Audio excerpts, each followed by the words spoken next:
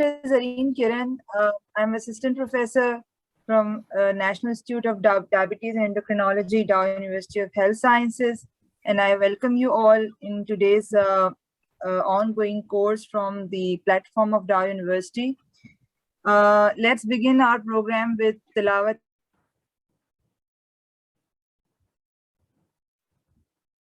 in National Institute of Diabetes and Endocrinology. Kindly please proceed with the Tilawat.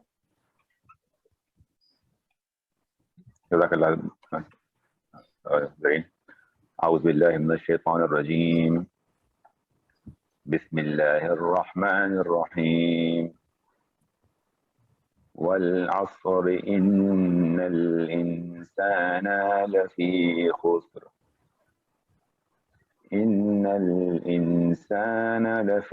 خسر إلا الذين آمنوا وعملوا الصالحات وتواصوا بالحق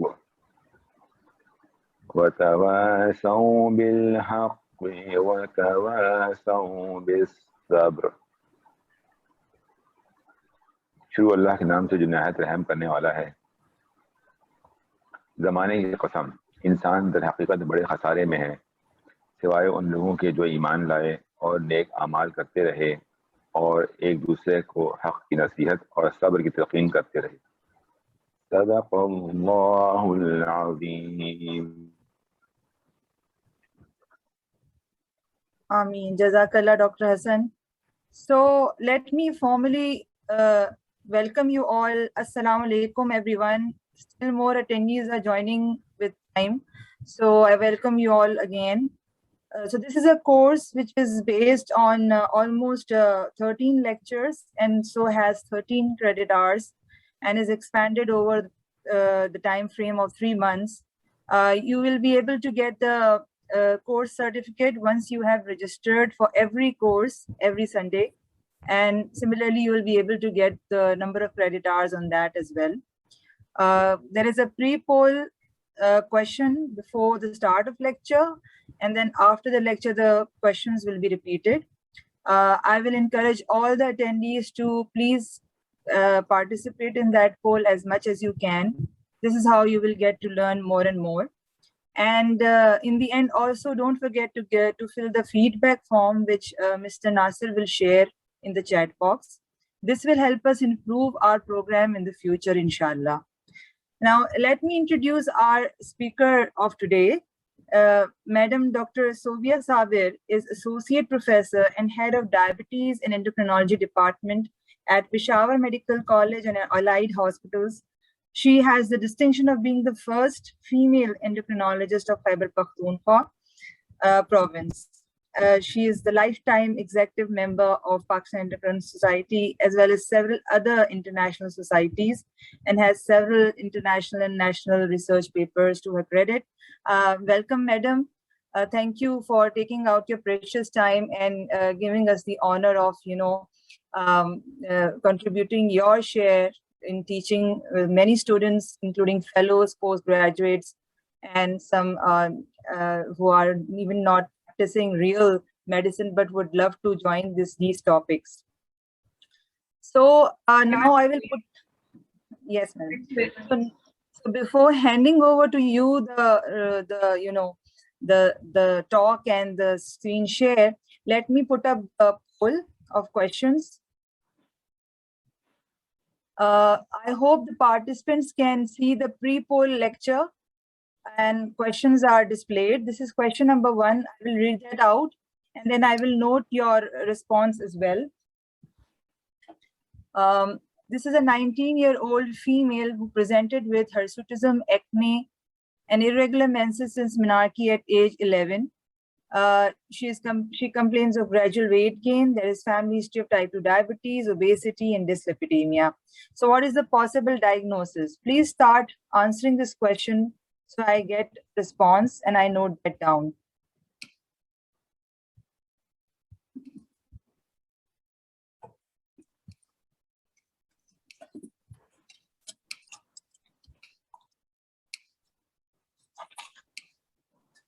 I'm still not getting any response from the participants. I will move on after 1 minute. Okay, so 1 minute is over. Now moving on to the next question.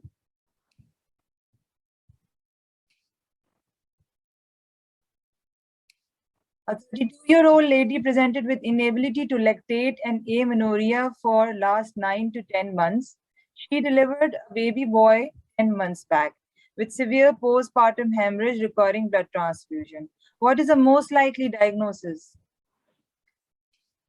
I'll read out the options as well so I can buy some time, but I want attendees to kindly participate in the poll. This is made for you. So option 1 is empty cellular syndrome. Option B is hypopituitarism. Option C is idiopathic hypogonadotrophic hypogonadism. Option D is pituitary apoplexy. And option E is Sheehan syndrome. Still, I haven't received any response from the attendees. Nasir Saab, can you look into this? Is there any issue? No, ma'am, there is no issue and poll is visible on the screen. Okay. Now the Okay, first response got. Yes, we just received the first response. Let's see.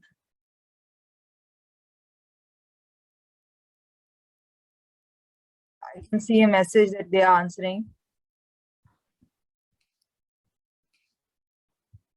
I'll move on after the third minute.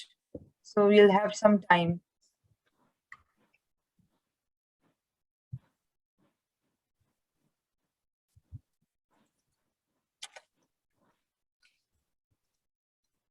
Okay, now the responses are coming.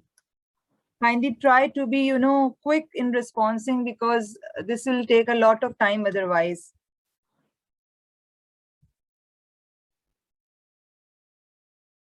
So I am moving on, and here I can see the best response is answer E. Let's move on to the third question now. Okay, third question has also been answered. A 36-year-old married lady with care of complaint of amenorrhea and headache for 6 months. She has an 18-month-old boy. There is mild hirsutism and expressive galacturia and left inferior temporal visual field defect. What is the possible cause of her presentation? So possible answers are hypothyroidism, lactational amenorrhea, prolactinoma, polycystic ovary syndrome, and secondary hypogonadism. So most of the participants have opted for option C. Let's move on to the fourth question. 16-year-old girl presented with short stature and primary amenorrhea. She had delayed development of her milestones. Serum estradiol is 23, which is 23.11. And serum FSH is 55.70. And serum LH is 30.20. What will you do next? So the options are either insulin tolerance test with growth hormone and cortisol. I think this is cortisol level, yes. Option B is karyotyping. Option C is L-DOPA stimulation test. Option D is MRI pituitary protocol. And option E is ultrasound. So I think most of the participants have, let me see again. Okay, there's a tie between two responses, option B and D.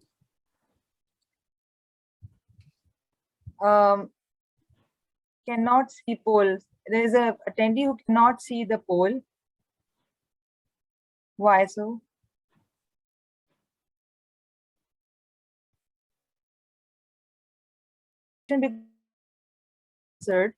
So question number 5 is a 43 years female presents with amenorrhea for 3 months. She complains of exertion. Her beta HCG is normal, prolactin is 56, estradiol is 6, MRI pituitary shows microadenoma. So what is the best answer? Option A is acromegaly, option B is non-functioning pituitary tumor, option C is empty cellular syndrome, option D is polycystic ovary syndrome, and option E is premature ovarian failure. So That's it, I think. And I'm here. The best answer is non-functioning pituitary tumor. Option B has been answered. Let me go to the first question because people have answered that as well. So for the first question, the best answer is E. Okay, we will review this after the lecture. I'm ending the poll here. Thank you very much. All attendees, be attentive during the lecture so that you can improve your answers after the lecture. Okay, madam, over to you now. You can start the lecture. Thank you very much, Zareen. I really appreciate all your efforts in bringing up this course and giving me the opportunity to be part of this activity. Can you see my screen, Zareen? Yes, madam, I can see. Okay, so for the participants, as you may be aware, the topic assigned for today's discussion is amenorrhea. I'm just going to go through a broader approach to handling a patient with amenorrhea. It's not going to be a very, in-depth discussion because, to be very honest, amenorrhea in itself, it has multiple causes. And if I think Zareen would agree with me that if we go through each and every cause of amenorrhea, then our discussion would be beyond our 1 hour presentation, and obviously it would be a very heavy, thick textbook of endocrinology to come up with the causes of amenorrhea and likewise their management. So I do not have any conflict of interest. And what I purposely intend to do with this presentation today is that all the participants here should be able to understand and identify the causes of amenorrhea. They should also be able to relate and diagnose the underlying diagnosis. And then once they have diagnosed, they should be able to effectively provide a patient-centric lifelong treatment with the focused approach on the underlying complication, which have to be timely detected. Just for your quick recap, you all may be very, very familiar with this, picture or animation. It is there in almost all of our textbook, the atlases. And basically, it relates to the menstrual cycle or the female genital tract, that there is pituitary, or before pituitary there's hypothalamus, pituitary, and then obviously there's uterus and ovary that are very much interrelated in one way or the other way to give female its maturity by bringing menarche, and then the cyclical menstrual cycle that a woman undergoes throughout her normal lifespan till she attains menopause. So why is amenorrhea a concern for a physician as well as for a patient? Number one, at a younger age, amenorrhea can present as a feature of delayed puberty. And this is what we normally see, in our clinical presentation. Most of the time, these older teenage girls, they are coming to us in their 17s, 18, 19s, that they attain to have menstrual cycles. And beside that, they may have different physical presentation. They may have, developed other secondary sex characters or not. But this is one of the very, striking presentation of late teenagers to come up with delayed puberty with lack of menarche. Then, there may be a set of, female patients who you may be encountering in your practices, that they come and tell you that yes, they were having cycles and whatever the pattern of cycles may be, but then all of a sudden, or maybe progressively over the course of years, they lose their cycles. So is it an early menopause for them? How do we address it? Are there any other systemic diseases or possibly other things to think about? That is another situation for us to kind of explore as a physician. And then a balance of both, delayed puberty, early menopause, but what is our role? So we have to understand that there are possible implications with regards to fertility if the female is young and she aspires to have a family. Likewise, there could be a multitude of systemic health issues, particularly bone health, the cardiovascular health, hypertension, dyslipidemia, atherosclerosis, even diabetes. that are very strongly correlated in such females. And likewise, more than that, I mean, somebody may be having a complete family, somebody may be having a very good health screening with a very, good lifestyle. But what about the psychological issues? Do we need to explore the underlying psychological issues in a patient who presents to us with amenorrhea? So I thought, perhaps as a starter, this is something we need to ponder before we go ahead. So, simply as a recap of what we know up till now is that amenorrhea is the absence of menses or the regular menstrual periods that a woman has. It is again categorized for the sake of simplicity as primary amenorrhea or secondary amenorrhea. Although these days, I think the two differentiation, that is the primary or the secondary, they are kind of like becoming more of like remnants of past. These days, the differentiation is not according to the primary and secondary criteria. But nonetheless, for the sake of discussion and for the sake of recall, I really find it very practical to, categorize my patient as primary or secondary. And to share with you, somebody, a young girl who, up to the age of 14, does not develop any secondary sex characters and she does not get any menstruation, she can be labeled as having primary amenorrhea.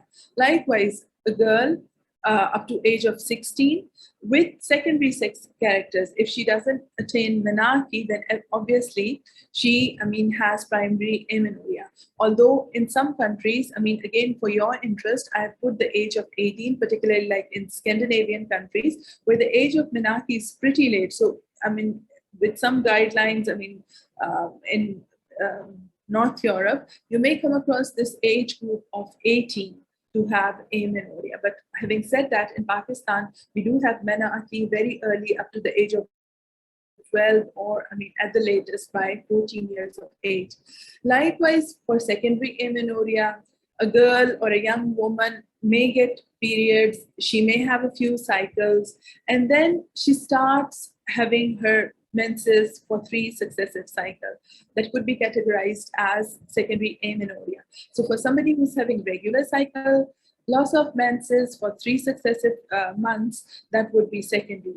However, at times, these young teenage girls, they do not have regular cycles, and they may be having a haphazard pattern, a delayed pattern of menstruation. So for them, somebody having irregular cycle, if they miss cycles for over 6 months, that would be the secondary amenorrhea in their case.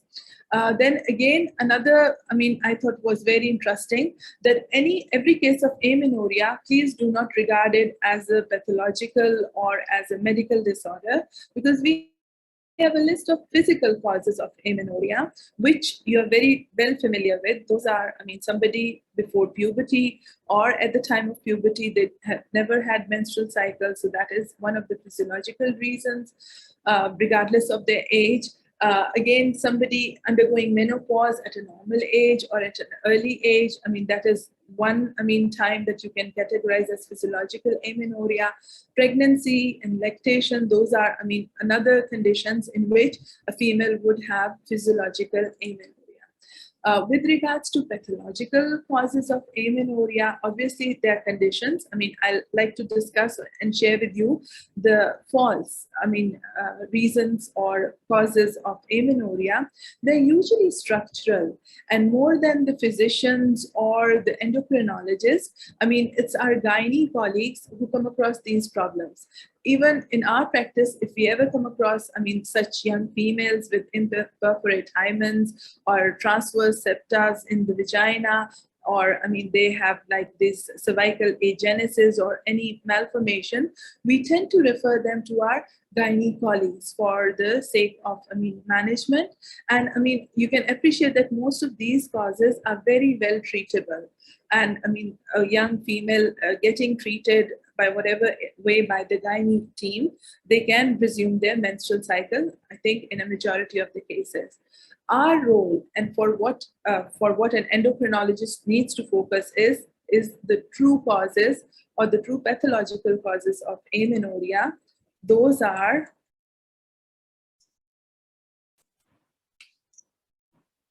there may be causes in the CNS, hypothalamus, pituitary, ovarian, uterine, or they can be some general or systemic causes. So to firstly, put aside this false amenorrhea, I just have, mentioned in detail that yes, we may come across from time to time such cases.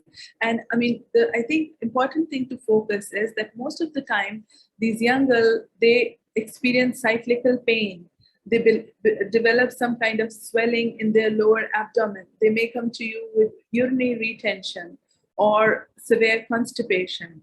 Some of at times they may even have a bit of spotting if they have kind of like a bit of imperforate or with small tear or whatever. So they may come across with that problem as well. And I think the important thing for us to note is that they are otherwise physically very well developed. They have good secondary sex character. They seem to have, developed well for their age, Tanner score for their age. And likewise, they do not have any telltale marks of any other systemic or endocrine disorder. And as I said, surgery is the mainstay. With regards to the CNS or the neurological causes, I think it's very important to appreciate that every case of amenorrhea may not have some physical disorder. Most of the time, there could be depression, psychological issues, or there's one fancy term known as hypothalamic or functional amenorrhea that may be responsible for causing amenorrhea. And it is very easy to differentiate the cases of hypothalamic amenorrhea from the rest of the causes, as I mentioned, like depression or whatever. These hypothalamic or functional amenorrheic patients, they tend to have very lean body habitus. They are mostly in competitive, like physical competitive activities like sports, or they may be like athletes. And then, they present to you with kind of like hyperthermic condition. They're usually dehydrated. And at times they may be using a lot of drugs to keep their physical drive on a higher side. Like they may be taking anabolic steroids, even male androgens, or even opiates to keep their, physique built up and to have their stamina high up for having a good sports performance. So, a detailed history and a relevant physical exam before you investigate any further would be helpful in majority of the cases to diagnose these cases of hypothalamic or functional amenorrhea. Likewise, from time to time, we do experience, young females who have had their cycles for a few years, but all of a sudden they have a crash dieting. These days, it's very, very popular to have different kind of like dietary restrictions or, whatever you call them. And because of their severe or intensive weight loss, they can have, again, hypothalamic amenorrhea. Two such examples which we are very familiar with is anorexia nervosa or bulimia. They can also present with amenorrhea. Then with regards to structural or morphological causes that, are there in the hypothalamus, it could be simply infiltrative disorders. It may be because of some tumors or some inflammation, even some autoimmune disorders that could lead to destruction of hypothalamus. Drugs are notable to, again, suppress the GnRH secretion from the hypothalamus, and that could lead to amenorrhea. Likewise, there could be other disorders, particularly noticeable disorder that we do encounter, although very rarely, but we do see it in our endocrine practice, is the Kalman syndrome. And likewise, another disorder in which, we see a hypogonad young person is the Lawrence-Moon-Beadle, or the underlying hypothalamus.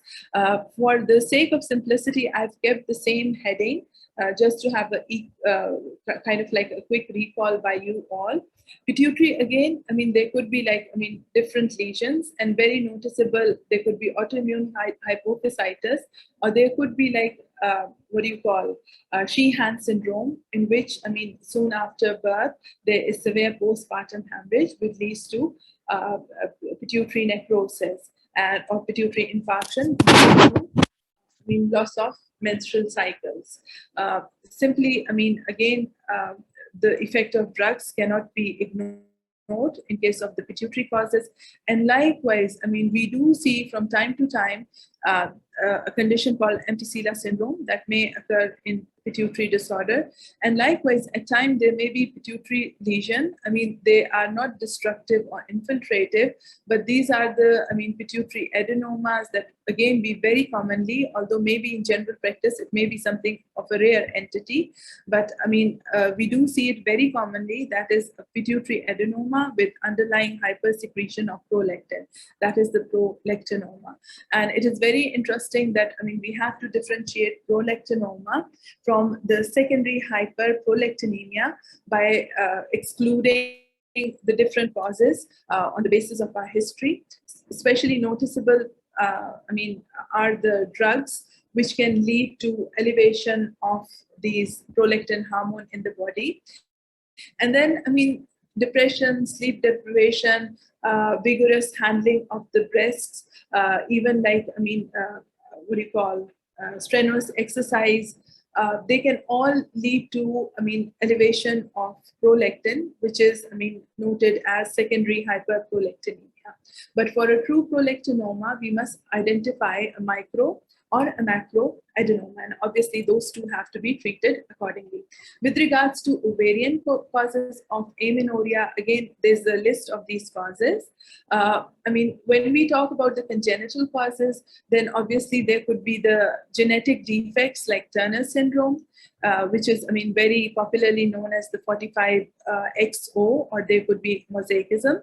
Otherwise, there could be receptor defect in a person who is otherwise 46XY, but because of inability to have this testosterone response on the receptor, the patient presents with a female physique, and it is truly, designated as androgen insensitivity syndrome.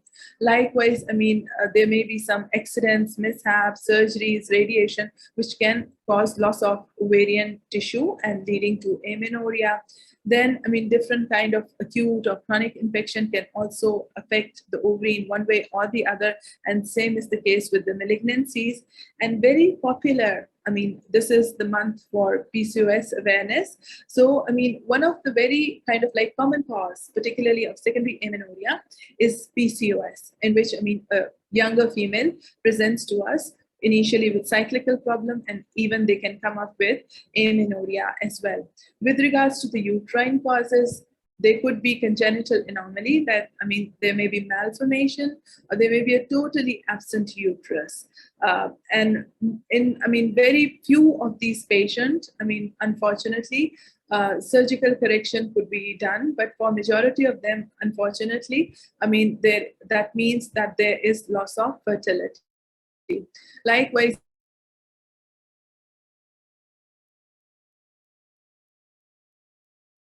of uterus that could lead to adhesion formation, particularly if there's a lot of bleeding as well. And this is popularly known as Asherman syndrome.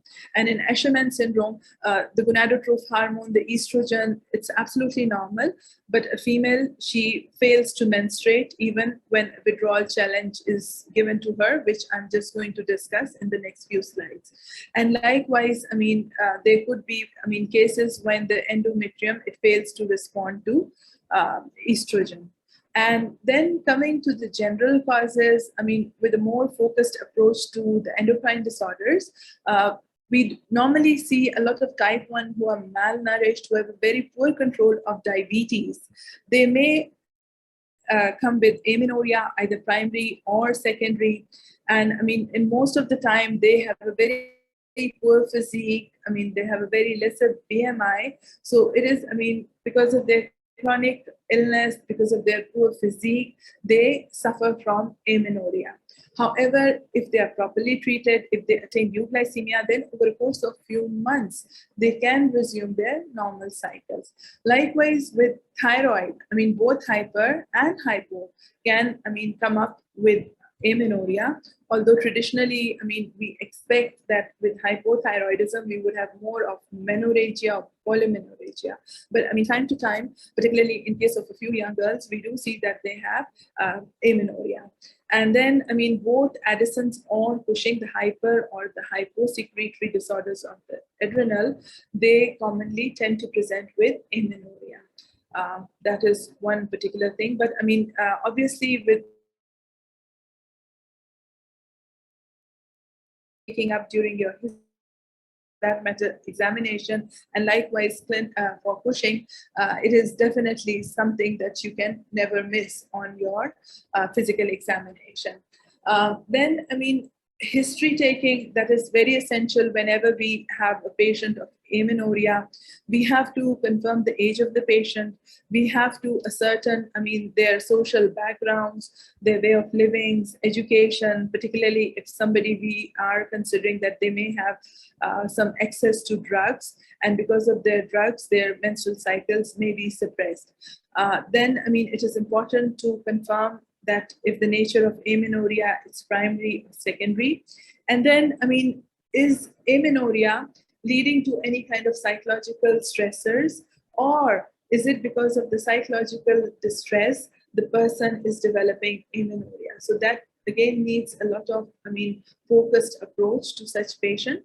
And then, I mean, with regards to neurological disturbance, I mean, we have to ask about the headaches, about the visual disorders, I mean, any kind of like problems in patients, I mean, neurological well-being, they have to be thoroughly explored. Particularly with the endocrine disorders, I mean, thyroid, prolactin disorders, etc., they have to be taken into consideration. Especially one has to inquire about galactoria if patient has had it or not. And then, I mean, past history, especially for drugs, has to be taken in detail. Any surgeries, any patients who had, I mean, irradiation for their malignancies, or if they had any chemotherapies, that again has to be kind of understood very well before going ahead and treating such patients. And I mean, don't ignore the family history, because I mean, some causes of amenorrhea, they may be having autosomal dominant or even also autosomal recessive trends. So one needs to ask about their family members in terms of their menstrual cycle. And then for examination, do have a good look at patients' height, physical well-being, that is their BMIs, etc. What kind of like body habitus they are having, do they have any secondary sex characters? You have to do a thorough Tanner examination of your patients. And I mean, if required, particularly for any neurological diseases, I mean, don't miss the visual fields. Do check their fundi for any evidence of papilledema. Then, I mean, you have to look at galactoria if there is hirsutism, which is pretty noticeable, that may kind of like be considered as PCOS or any other virilizing tumor. Do go ahead, consider doing a Ferriman-Galway scoring of your patient. And then, I mean, apart from those, do not ignore the systemic problems, like there may be congenital heart defect, chronic chest infection, there may be hepatic or renal insufficiency, there may be lumps, bumps, liver, spleen, etc., that you may have to consider in your examination.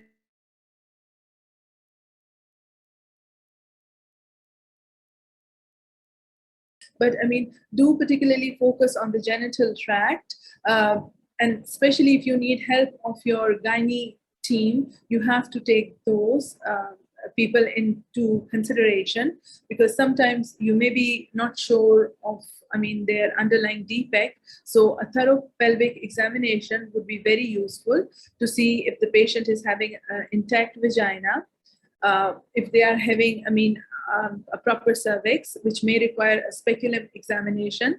Otherwise, I mean, even for uterine examination, ovarian abnormalities, beside MRI, I mean, it may require examination under anesthesia if you think it is necessary. That has to be considered.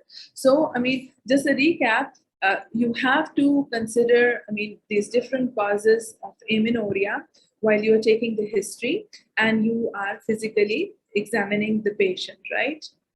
And I think in the interest of time, it would be very useful that if we just discuss the scheme of investigation for such patients. So, I mean, once you are done and you have some impression of your patient's physical problem, make sure pregnancy is not there, especially in the case of patients who have secondary amenorrhea. But even with those who have primary amenorrhea, please do have it as a remote possibility if they are sexually active. And likewise, I mean, for the investigations, I think as a rule of thumb that we commonly, advise in our clinic is that we check the serum luteinizing hormones, follicular stimulating hormone, thyroid stimulating hormone, and prolactin hormones right away. And then we also book them or advise them a pelvic ultrasound as the first initial investigation. So that makes, kind of like things easy for us. For example, if somebody has hypothyroidism or somebody has any prolactin disorder, we can accordingly, go in those lines and treat and manage our patient as required. However, the interesting thing is we have to confirm the patency or the anomalies or the normality of the genital tract. For that, a simple ultrasound, it can be a per abdomen, or if required, it can be a per vaginal ultrasound. We have to ensure that the uterus is present in our patient. If you focus on the right-hand side, if the uterus is missing, it is not visualized on the ultrasound, then obviously we have to go ahead and do MR. These days we are doing MR as a mainstay, and very rarely it is the examination under anesthesia, under general anesthesia or spinal by the gynecologist team that we are, seeking for. So if it is like confirmed that the patient does not have the uterus, then I think the most rational approach is that we have to confirm the karyotype of the patient.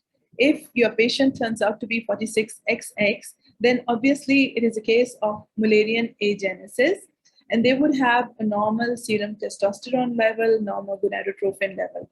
But if your patient, she turns out to have a karyotype of 46XY, then you're possibly dealing with a case of androgen insensitivity, and their testosterone would be much higher for the female range. And you would have obviously, have a kind of like impression of what the patient has got. And then obviously you have to sit and plan the management course with the patient. However, if you have patient with elevated follicular stimulating hormone and LH level as well, so you have to, repeat those FSH and preferably or not LH level after a month's time. This is called consecutive checking of these hormones. You have to check them 1 month with 1 month apart kind of like gap. And you have to ascertain if these, hormones are elevated, then you're dealing with somebody who has undergone an early menopause. That is, your patient has underlying primary ovarian insufficiency. So it can be either a natural menopause, or if you think it's a very young female, she has got streak gonads, she never had appropriate bleed, maybe one odd cycle or so, and then there may be telltale physical features like she has a short height, she's hypothyroid, her body habitus is more in favor of Turner's. So perhaps, then you have to go ahead, do the karyotyping to confirm the presence of underlying Turner syndrome or its other variant or mosaic patterns. However, on the other hand, if you have patients who have normalish or a low FSH or LH levels, then first you have to see if somebody who presents to you with hypogonad-like picture, if they have some eating disorders, if they are in like active physical sports-like activity, you have to, rule out functional or hypothalamic amenorrhea. And the mainstay of treatment in functional amenorrhea is that you improve their nutrition, you encourage eating. Once their weight goes up, with that, their normal menstrual cycle can resume. Although, there is a debate that perhaps in such kind of patient, we should be giving them a bit of HRT. Then, there is also a debate that perhaps for such patient, we should also be considering giving them like bone protection. But perhaps most of the cases that we come across, and even the literature, the recent Endocrine Society guideline for functional functional amenorrhea, they are more in support of building up the nutritional status and reducing the physical activities. That is, if they are working very hard on their exercises or sport, that has to be cut down. And then increasing their calcium and vitamin D intake for their bone protection. Moving on, if somebody has again low LH, FSH or whatever, then if they present with headache, or any other intracranial problems, we have to make sure they haven't got any infiltrative or space occupying disorders, and we must consider planning an MRI to confirm the nature of the disease and then treat it accordingly. Another category of patient may come up with low FSH levels. For such patient, if they have some, physical evidence that they are having hirsutism, they are obese, or any other evidence of virilization, then definitely we have to order testosterone, DHEA, 17-hydroxyprogesterone, and we need to confirm if their underlying diagnosis is congenital adrenal hyperplasia, or they have PCOS, and if they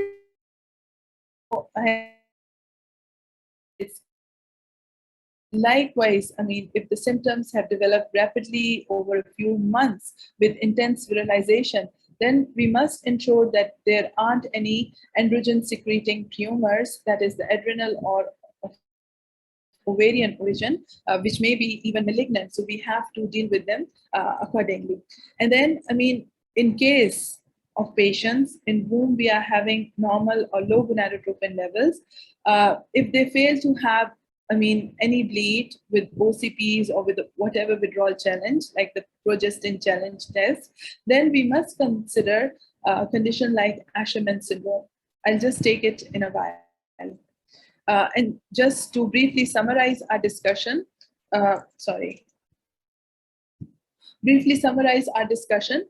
we have to ensure that the patient is having intact uterine outflow tract. If the patient is having absence or any abnormality of uterus, we should make sure that the patient is not fitting into any of these three possible causes, that is androgen insensitivity or Mullerian agenesis, cervical stenosis, vaginal septum, or simply imperforate hymen. Likewise, as a consequence of repeated infections or bleeds with uterine instrumentation, sometimes the uterus, it can just become more solid with adhesions, and it fails to have the normal bleed, cyclical bleed, and then again in such case of Asherman syndrome, it needs appropriate gynecological intervention, so we have to refer them for possible surgery. And these again for your review, people who have a normal FSH, they can either go down the track of congenital adrenal hyperplasia or polycystic, or those who have a greater increase, more than 40 units of FSH, they can have a primary ovarian failure. And likewise, those with normal FSH, one must exclude prolactin excess. And if they don't have that, then we have to also consider hypothalamic amenorrhea. So sorry, that was again a repetition, but I thought it's worth going through this algorithm, because I normally tend to appreciate more, if I am looking at the algorithm rather than just reading through the text. Okay, as I said earlier, it's always worth mentioning progestin challenge test. These days we are relying less and less on that test because we have so many modalities of hormones that are easily available, and doing those hormone tests within a day or even half a day is more practical, rather than giving them patients 7 to 10 days of progestin replacement and then waiting for the bleed to occur and then reconfirming it with the level of estradiol. So historically, what used to happen was that if anyone was suspected with amenorrhea, pregnancy, thyroid, and prolactin disorder was ruled out, and a progestin challenge test was done. And I mean, if the patient presented with a withdrawal bleed, it confirmed that they were normal in terms of their uterine and ovarian function, and they had sufficient level of estrogen. However, if they did not have any withdrawal bleed, then possibly it could be a hypoestrogenic state, or it could be a uterine cause. So for that, I mean, we used to give a combination of oral contraceptive with both estrogen or progesterone, or I mean, it has also been mentioned that estrogens can be given for 21 days, progestins can be given for a good 7 to 10 days. And then to look for the withdrawal bleeding, again, if there was no withdrawal bleeding, it could be possibly uterine causes, which I've already discussed with you, like Mullerian agenesis, or it could be even outflow tract obstruction, or it could be, I mean, disorder like Asherman syndrome. So, I mean, that could be one way of diagnosing that. And then if they had a withdrawal bleed with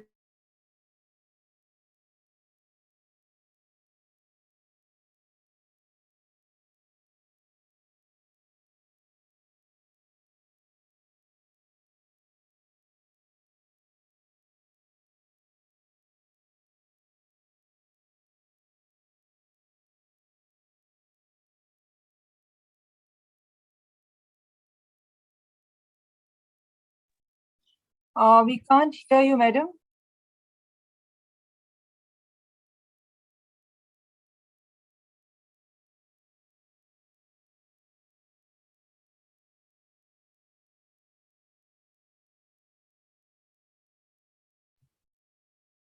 Nasir Saab, can you coordinate, please?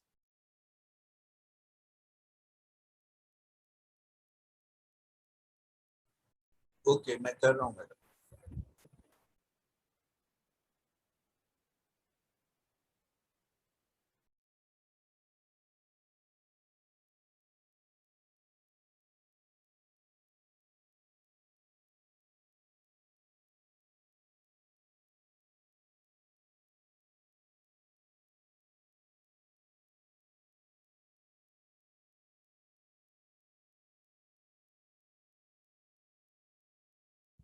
Dear attendees, there is some issue with the connectivity from Madam Dr. Sobia. I just talked with her.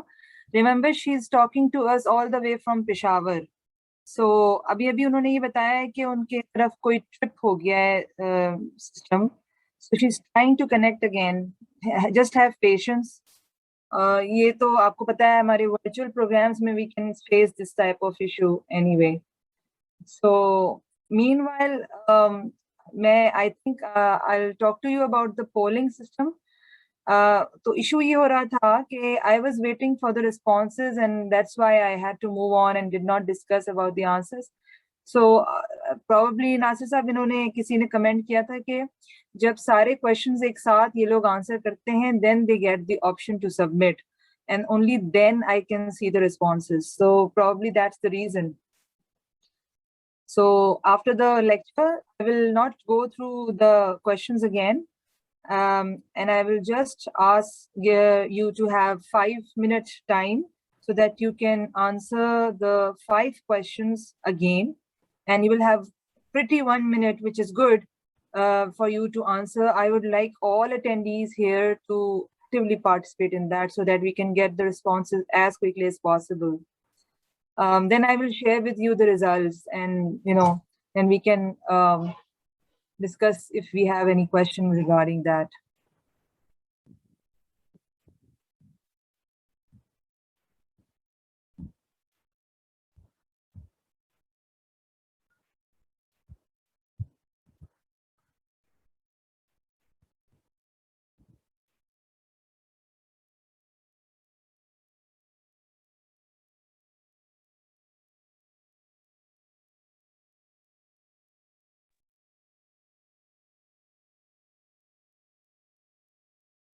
I will reinforce again that each time, every week, we share the new poster for the next lecture, and There is a link in that poster through which you have to first register yourself. Registration will require your name, your email address in particular. And that email address has to be the same in which you expect to have the Zoom link to be sent to you. So please put the correct email address, put the correct name, and then eventually you will get a link, Zoom link, through which you can join. There is no other way to join otherwise. And I also want all the attendees, all the participants who are regularly attending this lecture to please give your feedback so that we can improve.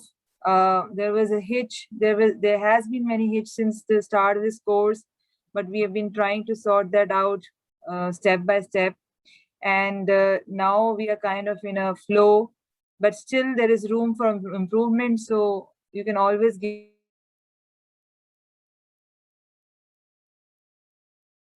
So, okay. So obviously the presentations cannot be shared, but the recording of the lectures will eventually be shared. In fact, I have shared Cushing syndrome by Professor Zaman Sheikh already. The recording is there on YouTube of my YouTube channel. If you Google or search my name on the YouTube, you will be able to get access to that lecture. Okay, questions were appearing incomplete. So that's the reason I was, reading out the questions, but I'm not sure why the questions were appearing incomplete. Nasab, I think you should look into it. What is the issue about the questions? Because they are saying that question in the poll, they cannot see complete question.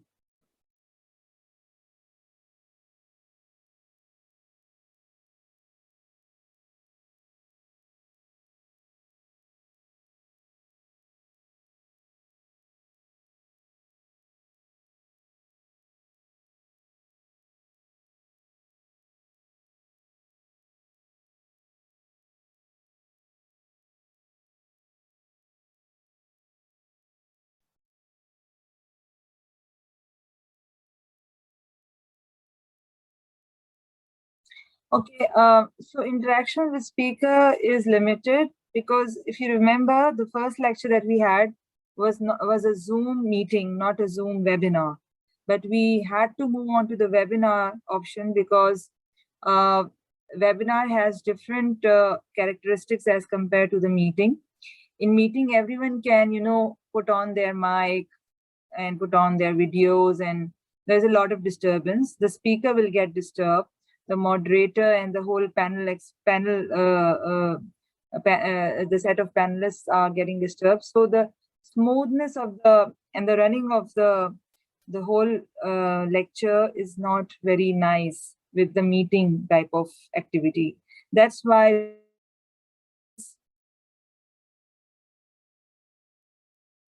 it's more better in terms of, proper handling of various attendees and participants. I understand we don't have so many participants. We have now limited, but initially it was expected that many people would join. So, okay, at the end of lecture, you can always put your questions. So webinar has an option of question answer portion as a separately appearing on the screen. So you can always put your questions over there.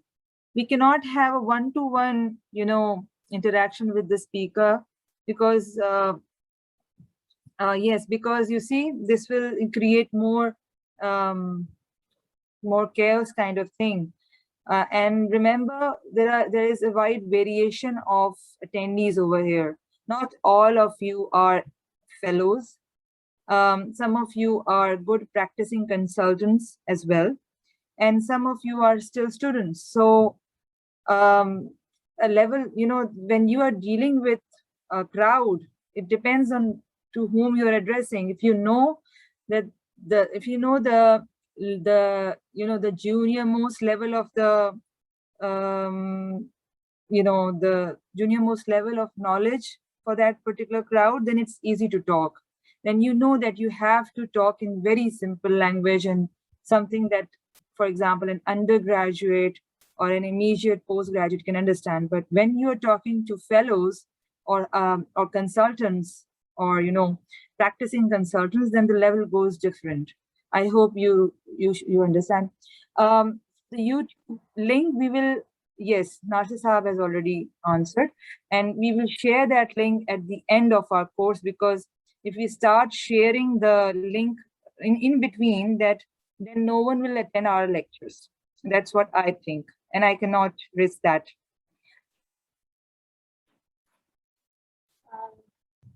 Zareen, I've reconnected. Okay, thank you, madam. Thank you for reconnecting. I'm so sorry. Zoom is kind of like behaving a bit difficult today. First, I could not connect, and then after, connection, it totally kind of like lost me. Okay, so I hope the sequence of discussion you could still be with me.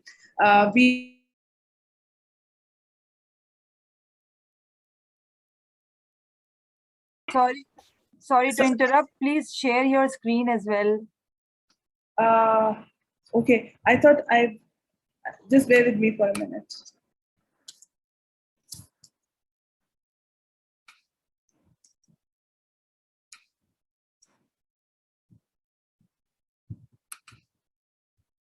Okay, can you see it? Yes, madam, we can see now. Okay. Thank you very much for being so patient with me. Okay, so initially, before we had a bit of a break, and Zareen was having an active conversation with you. We discussed, the different categories of amenorrhea and the approach or the pathways of differentiating cause of amenorrhea. And then the third bit is, how do we treat amenorrhea? So essentially, treatment of amenorrhea is the treatment of its cause. I have already mentioned, the different causes of amenorrhea, but I think as a young consultant, you must, remember it for lifetime, that dealing with cases of amenorrhea, it can be simply PCOS, or it may be a case of primary ovarian failure. You have to educate your patient in detail. You have to counsel them. And sometimes it's not just the counseling in one sitting or in one clinical appointment.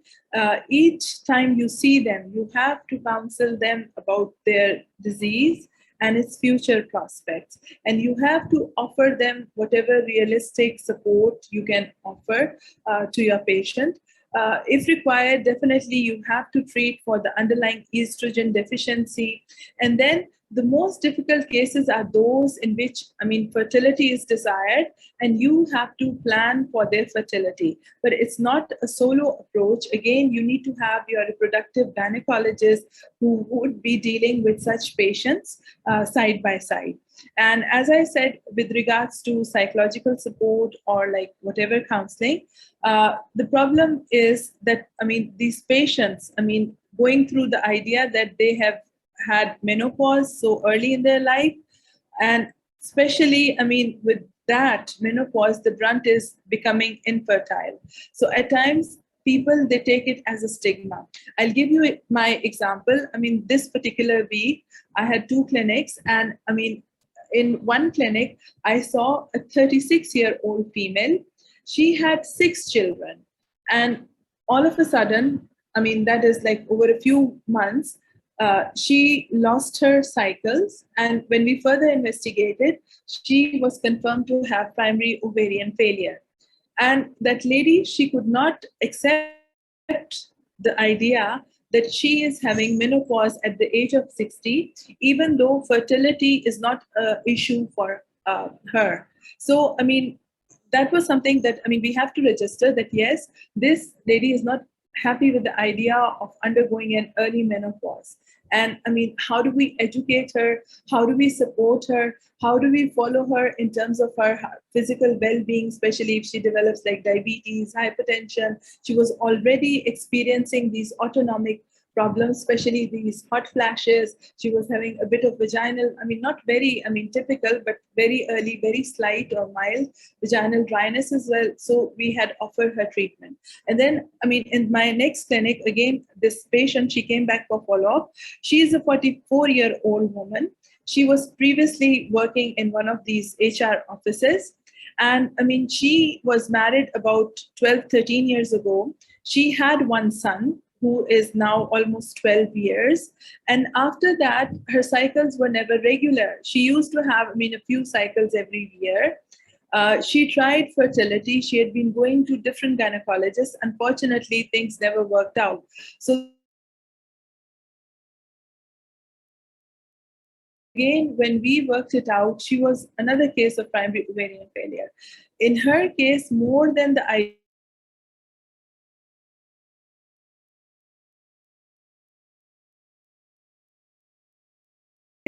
her concerns were, even with an AMH, that is the anti-Müllerian hormone, which was very low, 0.001, she really wanted to conceive, and she wanted anything done for her that would kind of let her have another child.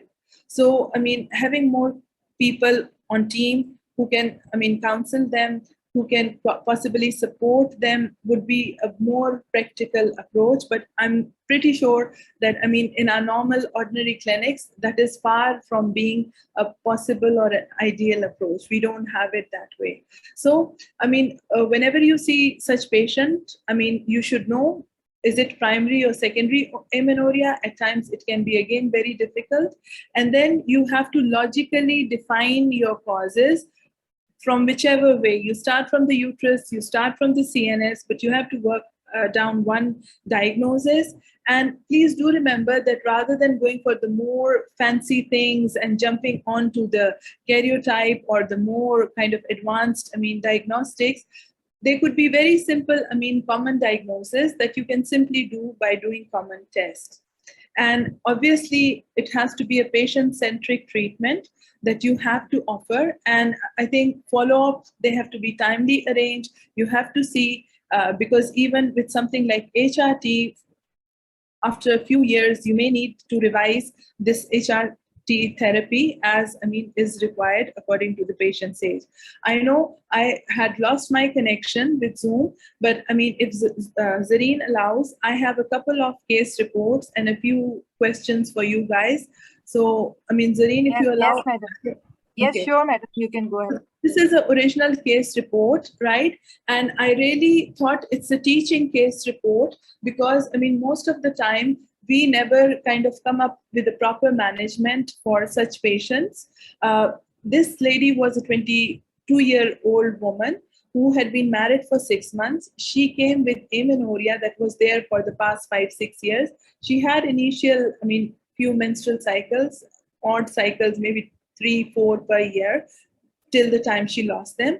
And on further inquiry, she told us that she was more of a tomboy. She liked playing out all these games with the boys.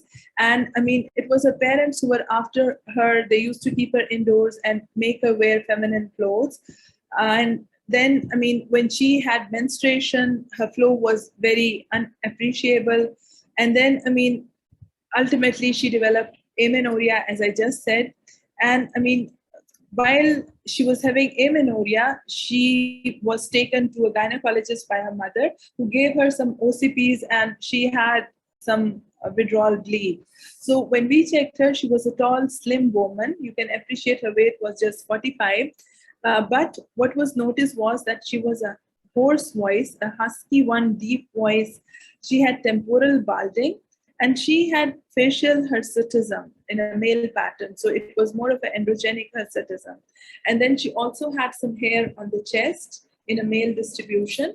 And on genital exam, she was found to have clitomegaly, which had been increasing progressively in the last few years. However, when the gynae team examined her, she had a normal uterus and vagina. Sorry, it's uterus and, in typing, I think the two words had merged. And beside that, she had normal electrolytes. She was normotensive as well. So what do you think? What is the impression do you get with this, case history? What could be the possible diagnosis? Zareen, I can't see these chats or whatever, but I hope you're getting some answers. Is somebody answering? Yes, madam.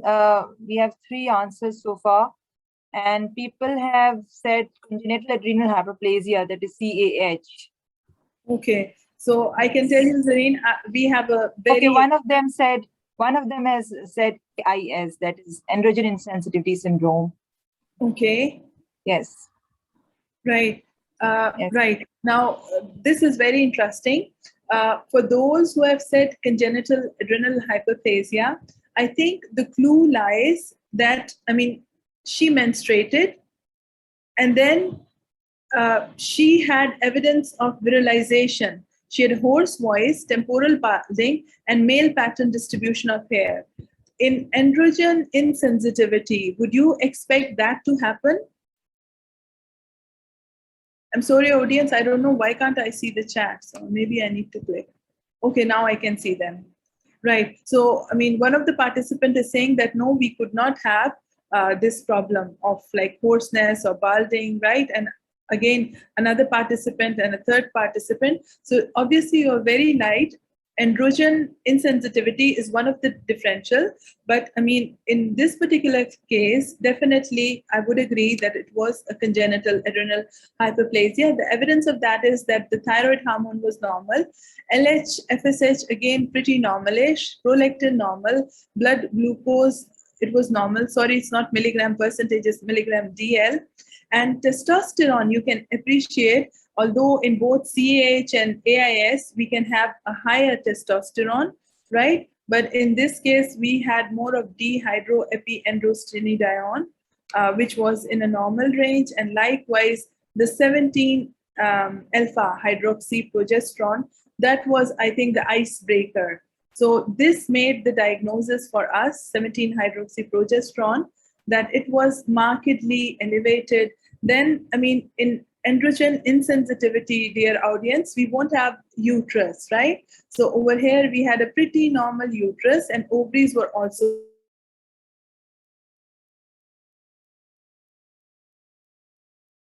So with that, we had the diagnosis that, I mean, patient had 21 hydroxylase deficient classic congenital adrenal hyperplasia. Right. So how did this patient got treated? She was put on steroid replacement. And I mean, just to have more effective control of her virilization, she was given Diane 35 along with Aldectone. I don't know if you commonly use it or not in your practice, but I'm a big fan of Aldectone. It is very cost effective and it works really, really nicely in our population. I've seen these hirsute girls with PCOS. I mean, the way their hairs started thinning out with 3 to 4 months of Aldectone, it's really remarkable. So again, we tried it in this particular patient as well. Her testosterone level, it started coming down and we adjusted her dose of prednisolone. At the same time, for her bone protection, she was giving calcium, vitamin D. Unfortunately, she was non-adherent. I think it was almost 6 months or so that she stopped coming to us and she left her treatment.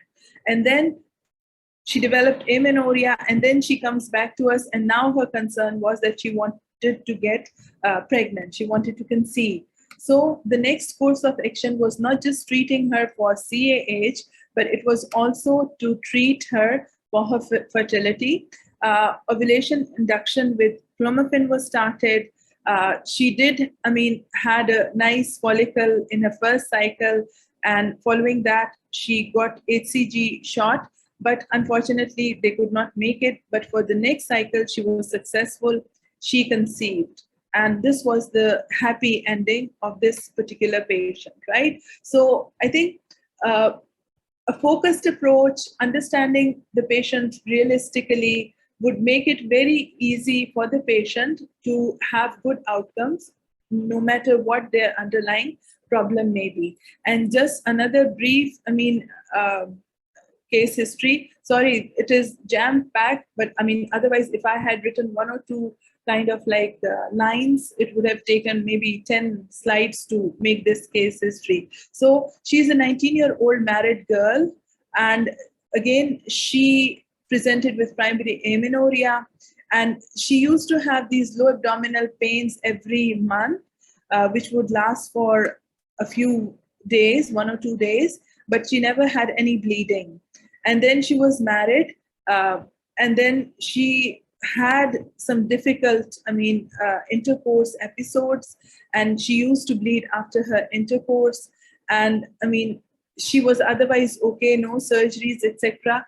However, once she had some appendicitis, but it proved out to be a cyst, ovarian cyst, which was excised, and histopathology confirmed it as an ovary. So, that did give us an idea that yes, she was having an intact female genital tract. Likewise, on physical examination, she had well-developed breasts and pubic hair, and on further examination by the gynae team, it was found that she had a blind vagina, a short blind vagina. And we further moved on to do her tests, and she was found to have a normal karyotype. Her rest of the gonadotrophin, thyroid, HCG, everything was normal. MRI, with and without contrast, really, it confirmed that there was no uterus, but ovaries were present. And there was 6 centimeter vaginal recess. That was the blind vagina. And rest of the systems were okay. Unfortunately for her case, the reason she was having dyspareunia and bleeding after her coitus was that, they were having intercourse through the urethra. And that's why it used to bleed. And she has a very pinhole size vaginal opening. So what the gynecologist did were, they promised that they would look after her in terms of her vaginal dilatation and if required, a corrective surgery. And this, lady, she was diagnosed to have Mullerian agenesis, right? That is Rokitansky syndrome, if some of you may be familiar with that. And then in her case, unfortunately, like the first case, we could not do anything for her fertility. So, she's young, she's 19. Yes, otherwise she can have a normal life with her husband, but she cannot conceive, she's not having her cycles. So this is one case that we are really limited. We cannot offer much to her. I think, Zareen, those were the 2 case histories I wanted to share with these audience. And apart of from them, we have a few cases. They're more or less similar to the ones, the best choice ones that you had shared. If you allow, otherwise, I think I'm done with my job for today. If there are any questions, I'll be Madam, happy to. I think we have an option. I think since the pre-poll questions were quite simple and you have beautifully prepared these few questions as well, I would suggest please proceed with these questions.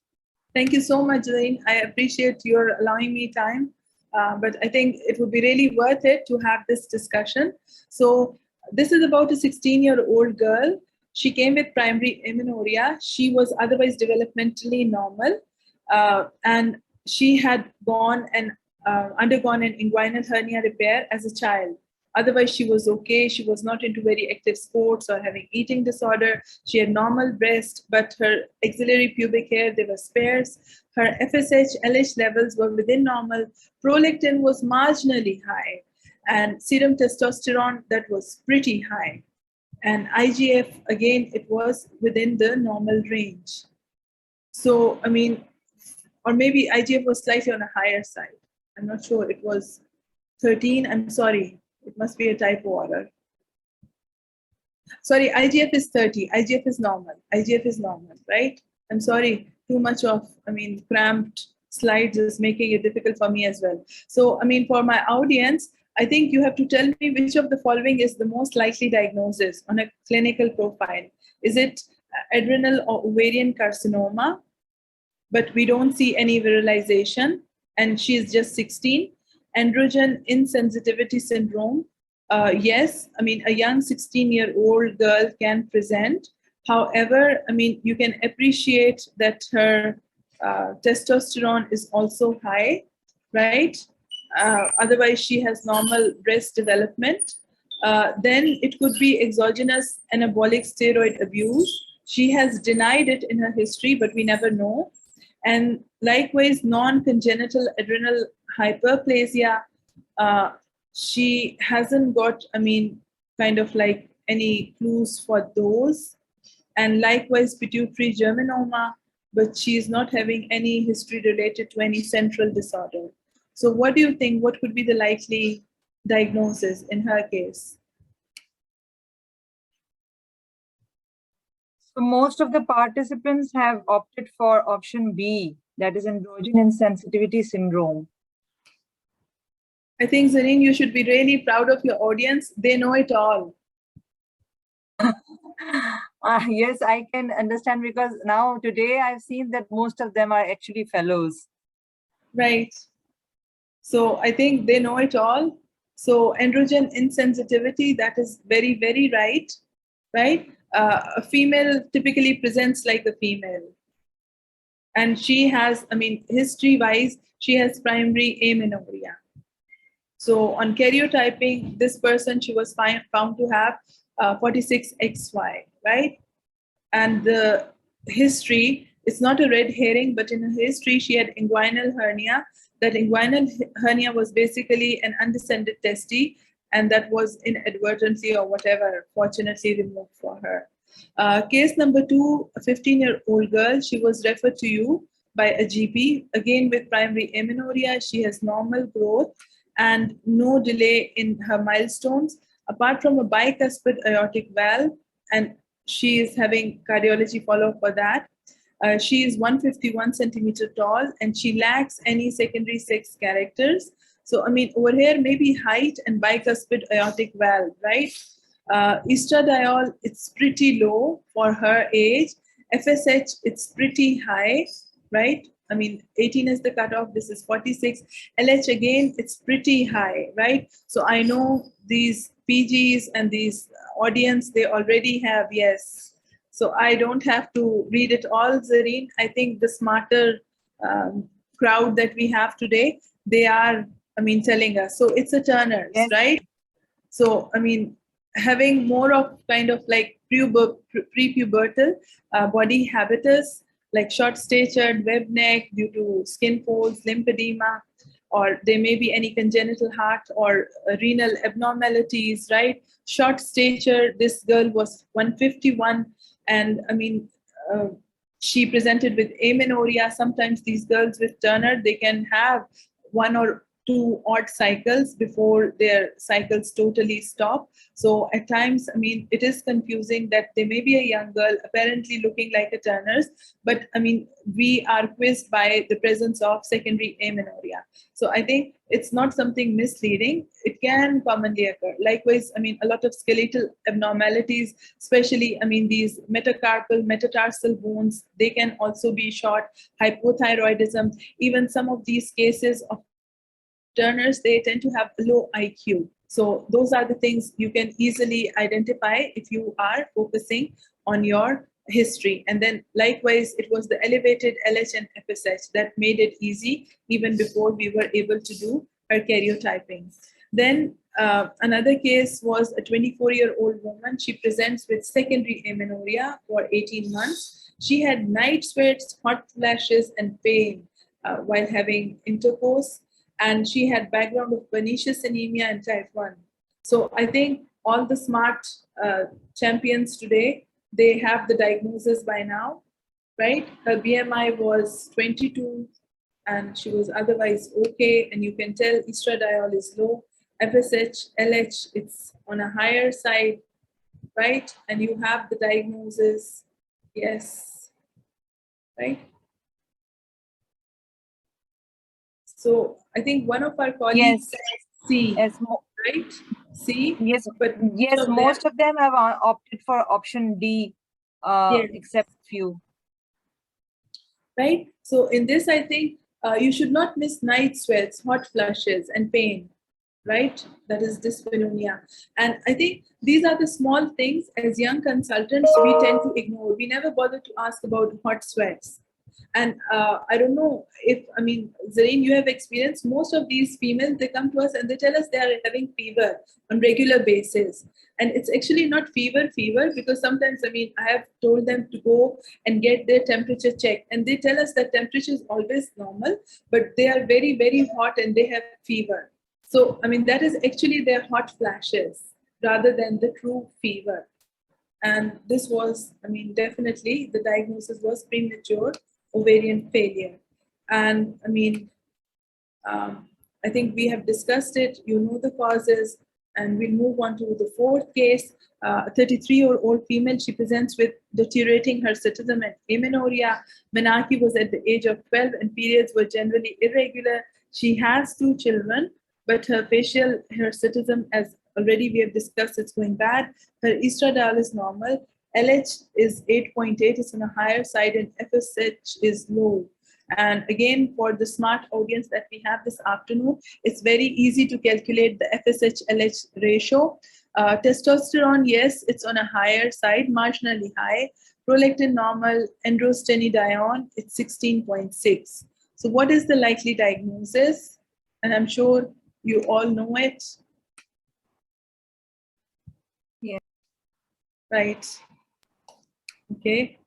So now, in continuation with the previous one, 22-year-old, long history of oligomenorrhea, weight, and hirsutism problem, which would be the most suggestive diagnosis of PCOS: androstenedione, DHEA, insulin, LH-FSH ratio, prolactin.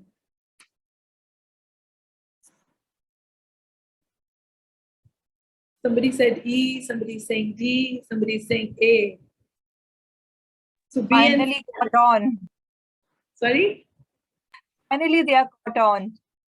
Yes. Now only C is left, Zareen. I think the participants are telling everything except C. Nobody's saying C. Okay. So, okay.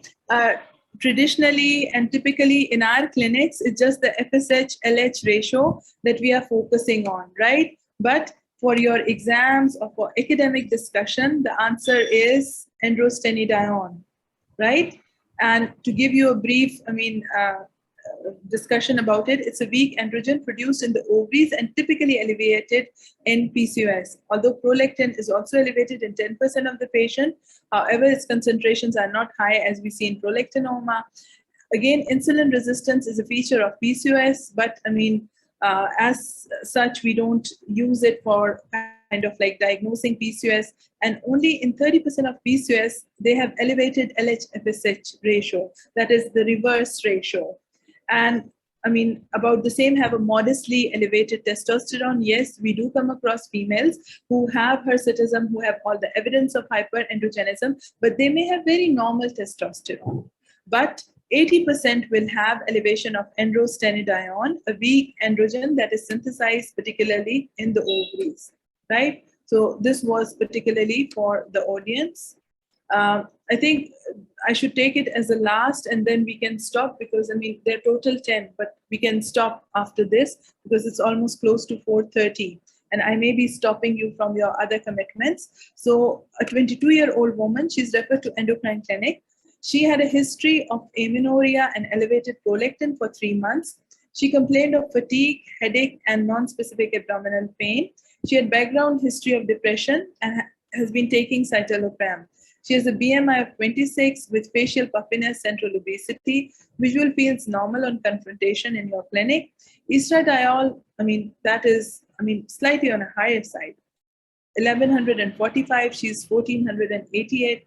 FSH, it's normal.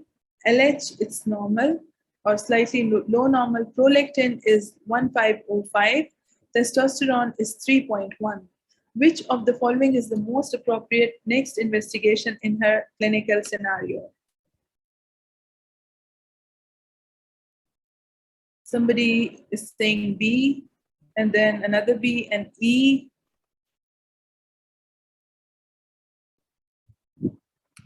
With pregnancy, yes, pregnancy can be one, but with pregnancy, we do tend to get a higher LH.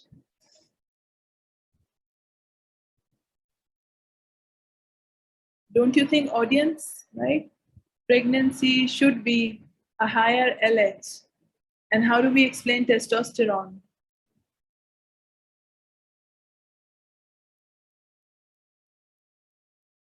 And how do we explain prolactin, urinary-free cortisol, MR pituitary, right? So it is pregnancy, E, right? Although, I mean, in pregnancy, we should be seeing a higher LH. In this particular case, the estradiol was elevated and reduced LH FSH level, and then increase in testosterone while DHA level it fell, and increase in the human chorionic gonadotropin hormone, human placental lactogen, growth hormone, ACTH. I mean, they are the same. So I think this was pregnancy case, and I mean, the data was not very fine data, but I think, I mean, most of the things they were indicating pregnancy.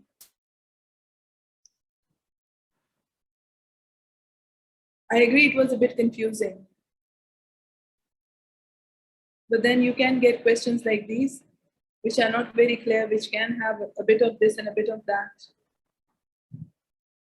Madam, these are typical exam questions for the fellows. Yes, typically.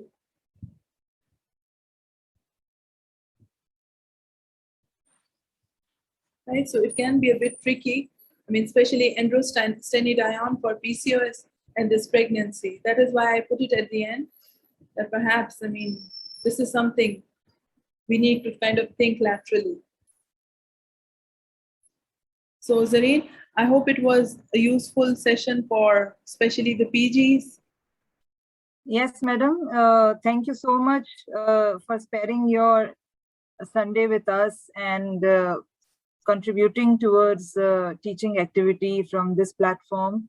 I'm extremely honored, and I also thank all the participants for their precious time and for participating in this, attending this course. Before I move on, I think we are already ahead of our time. I'm not going to revise the pre-poll questions because most of you have answered that well, except the fourth question, which was a bit confusing for many of you. Let me see that fourth question, if I have that separately with me. So it was basically a 16-year-old with short stature, primary amenorrhea, delayed development of milestones, and the FSH was high. And the next step to do was karyotyping. And some of you had wrongly answered MRI pituitary protocol. So in fact, this was the question where you, half of you answered B and half of you answered for D. I mean, there was a tie between the answers. And then last question again, which was most wrongly answered.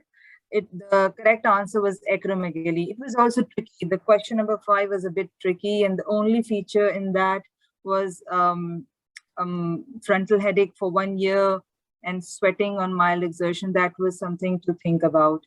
So that was the end of the pre-poll and the post-poll. I again ask all the attendees to please give us your feedback, so which is actually mandatory and is very useful for us.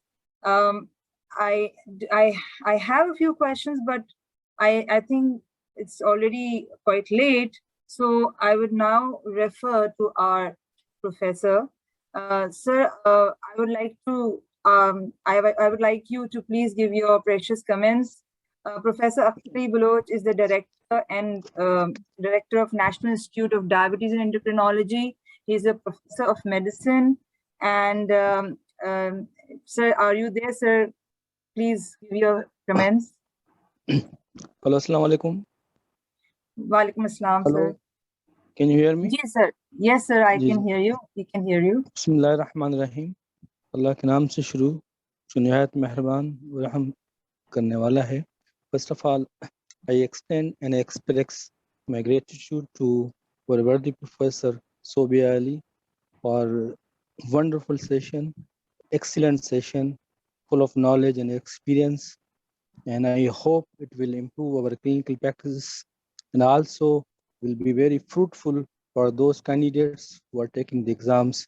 Madam, thank you very much.